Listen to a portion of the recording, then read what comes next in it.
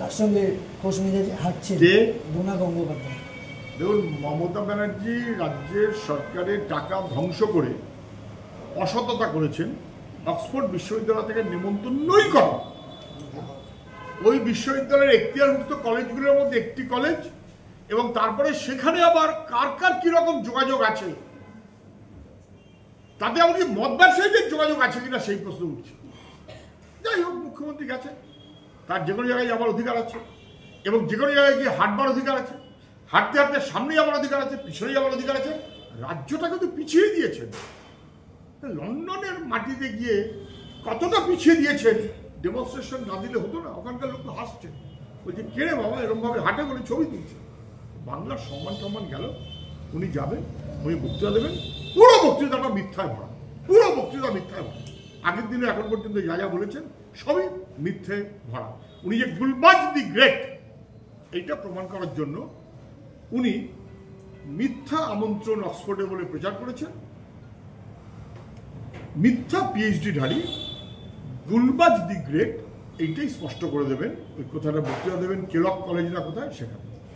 মুখ্যমন্ত্রী ব্রিটেনে গিয়ে নিজেকে উঁচু করতে, তিনি কত মহান এই করতে গিয়ে যা যা কাণ্ড কারখানা করছেন, তাতে পশ্চিমবাংলার মানুষের আর কোনো মান সম্মান থাকছে না। উনি আমাদের মুখ্যমন্ত্রী, একে তো গুলবাজ দি গ্রেট, সব মিথ্যে বলে যাচ্ছে, এবং তার সঙ্গে সঙ্গে কি বললেন ব্রিটিশ সম্পর্কে।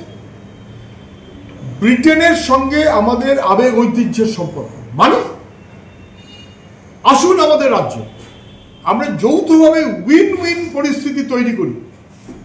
আপনারা 190 বছর শাসন করেছেন, আপনাদের তৈরি বহু ভবন আজও আমাদের চর্চায় উঠে আসে। মানে কি? মুখ্যমন্ত্রী বলে শব্দটা বলছেন, এত দালালি করা ব্রিটিশের। মুখ্যমন্ত্রী বলে বলছেন তো ব্রিটিশের দালালি। 190 বছর আপনারা শাসন করেছেন, আপনার দারুণ একেবারে আবেগে আপ্লুত। আসুন, ঐতিহ্য ব্রিটিশের এই যে বাংলাকে সর্বোচ্চ লুট করেছে, বাংলাকে সর্বোচ্চ লুট করেছে। 190 বছর পরাধীনতার শৃঙ্খলে আমাদের আটকে রেখেছে। এইটা হচ্ছে ব্রিটিশের ঐতিহ্য। সেই ঐতিহ্যতে মুখ্যমন্ত্রী আপ্লুত, তো দালালির কথা। অজস্র স্বাধীনতা সংগ্রামী তাদের লড়াইয়ের মধ্য দিয়ে ব্রিটিশকে আমরা তাড়াতে পেরেছি, আমাদের স্বাধীনতা অর্জিত হয়েছে। যারা এই কথা বলেন তারা আমাদের স্বাধীনতায় বিশ্বাস করেন না। আরএসএস বলতো আমি মানে বুঝতাম, আরএসএস আমাদের স্বাধীনতা সংগ্রামে বিশ্বাসঘাতকতা করেছে, ব্রিটিশের দালালি করেছে। আরএসএস এর পথেই বিজেপি আছে সবাই জানে, কিন্তু আরএসএস এর পথে যে মমতা ব্যানার্জি পা গলিয়ে একেবারে আপ্লুত হয়ে গেছেন, আরএসএস এর মতন একইভাবে বলছেন 190 বছরের ব্রিটিশ শাসন। আসুন আমরা আবেগে আপ্লুত, ঐতিহ্যে ভরসা রাখছি। কিসের ঐতিহ্য? সর্বোচ্চ লুট বাংলার ব্রিটিশ, পরাধীনতা 190 বছর ব্রিটিশ। তাকে যারা ঐতিহ্য হিসেবে আবাহন করতে চান তারা ভারত বিরোধী, তারা দালাল, ব্রিটিশের দালাল। আরএসএস তো ছিল বটেই। মুখ্যমন্ত্রী কিভাবে কি বলেছেন নিজেকে বড় করতে আমি জানি না, কিন্তু ব্রিটিশের দালালির অংশীদার হয়েছেন। দুর্ভাগ্য আমাদের। আমাকে যদি কেউ জিজ্ঞেস করেন, আমি বলবো পশ্চিমবাংলার রাজনীতিতে, কেন যে কোনো রাজনীতিতে প্রত্যেকটি মানুষের গুরুত্ব আছে। মানুষের নিজস্ব বিবেচনা, চিন্তা, তার গুরুত্ব আছে। মানুষ কিছু বোঝে না, আমরা সব বুঝি, এভাবে দেখাটা ঠিক না। যেমন আমাদের ঠাকুরনগর মতুয়াদের সংঘ, তারও গুরুত্ব আছে, সামাজিক গুরুত্ব। ফুরফুরা শরীফ, তারও দারুণ ভালো সামাজিক গুরুত্ব আছে, বহু মানুষের উপরে তাদের প্রভাব আছে। গুরুত্বটা হওয়া উচিত এই যে এই তাদের প্রভাবকে ব্যবহার করে সেই সমাজকে উন্নত করা, এগিয়ে নিয়ে যাওয়া, তার জন্য ব্যবস্থা করা এই ছিল রাজনীতির কাজ। কিন্তু যেটা বাম আমলে তাই হতো, রাজনীতি সরাসরি ফুরফুরাতে কিংবা মতুয়া সমাজের মধ্যে ঢোকানো হয়নি, এটাই হওয়ার কথা ছিল। কিন্তু এই আমলে কি হলো? এই আমলে ওই সমাজকে এগিয়ে নিয়ে যাওয়ার চাইতে বিভাজন তৈরি করে ভোটের রাজনীতি করতে গিয়ে মতুয়া সমাজকেও ভেঙে দেওয়া হয়েছে, ফুরফুরাতেও নানান রকম তালগোল পাকিয়ে দেওয়া হয়েছে। এটা সেই সমাজের যে প্রভাব, সেই প্রভাবটাকে রাজনীতির কাজে ব্যবহার করতে গিয়ে তৃণমূল সর্বনাশ করেছে। খারাপ করেছে, অন্যায় করেছে। নৌসাদের আগে ট্রেড ইউনিয়নদের নিয়ে বামেদের একটা ব্রিগেড হবে, সেটা কতটা অক্সিজেন দেবে বামদের? আগামী 20শে এপ্রিল ব্রিগেডের সমাবেশ হবে। সমাবেশের ডাক দিয়েছে আমাদের রাজ্যের ট্রেড ইউনিয়ন সংগঠন CITU, কৃষক সভা, ক্ষেতমজুর সংগঠন এবং বস্তি সংগঠন।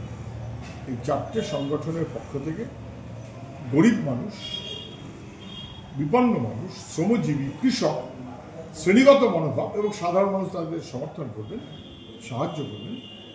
20শে এপ্রিল তারা সেই কর্মসূচি নিয়েছেন। আমরা আশা করব এবং দাবি করব, আবেদন করব, রাজ্যের যে কোনো মানুষ অন্যায়, অবিচার, অত্যাচারের বিরুদ্ধে যারা শ্রমজীবী মানুষের পাশে তাদের দাঁড়ানোটা জরুরি।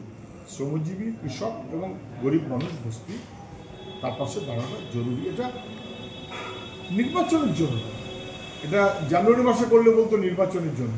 এখন তো নির্বাচনের গল্পই শুরু হয়, এপ্রিল মাস, 1 বছর বেশি বাকি। তাহলে নির্বাচন না, মানুষের জীবন জীবিকা বেঁচে থাকার লড়াইয়ের জন্য ব্রিগেডের এই সমাবেশ আহ্বান করেছে ট্রেড ইউনিয়ন, কৃষক সভা, বস্তি সংগঠন, ক্ষেতমজুর সবাই। অস্ত্র নিয়ে মিছিল করতে হবে, পুলিশকে ঘিরতে হবে। কে এইসব দিলীপ ঘোষ, ফিলিপ ঘোষ যত কম বলেন তত ভালো হয়। পুলিশকে ঘিরতে হবে, অস্ত্র নিয়ে ঘুরতে হবে, দাগ কিনে আনতে হবে, মাটির তলায় 6 ফুট ঢুকিয়ে দিতে হবে। এসব অসংখ্য কিছু লোক রাজনীতিতে নেতা হয়েছে যাদের মানুষের প্রতি কোনো দায় নেই। তারা মানুষকে লাগিয়ে দেবে, তারপর এটা ওটা করে একটা গন্ডগোল পাকিয়ে দেবে। গন্ডগোল পাকিয়ে দিয়ে জাপানিশ কর আমি নেতা হব। দিলীপ ঘোষদের কারবারটা এই, মমতা ব্যানার্জিদের কারবারটা এই, মমতা ব্যানার্জিদের অংশ হিসেবে শুভেন্দুদের কারবারটা এই। ফলে মমতার তৃণমূল, দিলীপ ঘোষের বিজেপি, আর মাঝখানে শুভেন্দু, তৃণমূল এবং বিজেপি, এই কারবার। নতুন কি আছে এর মধ্যে? এরা মানুষের জন্য রাজনীতি করে না, নিজেদের ক্ষমতার জন্য অসভ্যতা করে। শিশুদের মৃত্যু এবং তাদের বর্তমান অবস্থা মনে করিয়ে দিয়েছেন তওবা সিদ্দিকী। বলেছেন এবারের ঈদ আড়ম্বরহীনভাবে চালু করার জন্য। প্যালেস্তাইনের সাথে বাংলার তুলনা? প্যালেস্তাইনে যেভাবে মানুষের ওপরে, শিশুদের ওপরে যে অবর্ণনীয় অত্যাচার হচ্ছে, আক্রমণ হচ্ছে, শিশু পর্যন্ত মারা যাচ্ছে, এই ছবি চোখে দেখা যায়।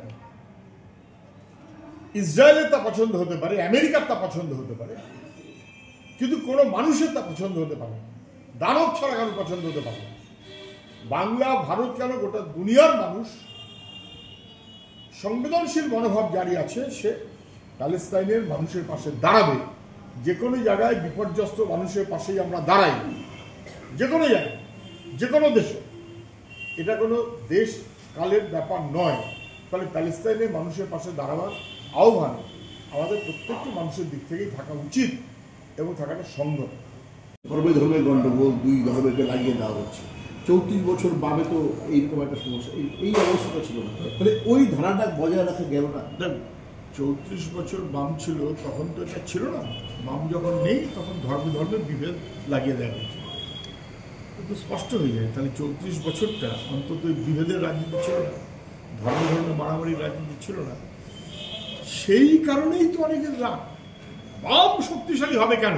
ফলে বামকে বিপর্যস্ত করার জন্য নানান চক্রান্ত হয়েছে, নানান ছক হয়েছে, নানান ছক হয়েছে।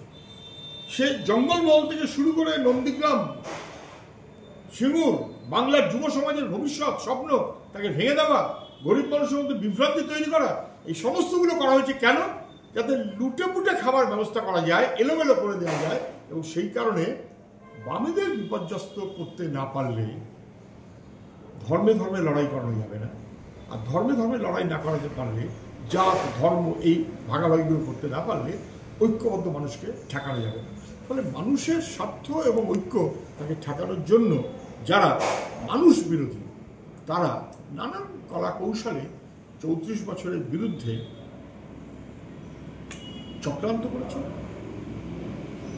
অনেক মানুষ তাতে হয়তো খানিকটা ভরসা করেছে, কিন্তু সেই মানুষ বুঝে গেছেন তারা ঠকেছেন।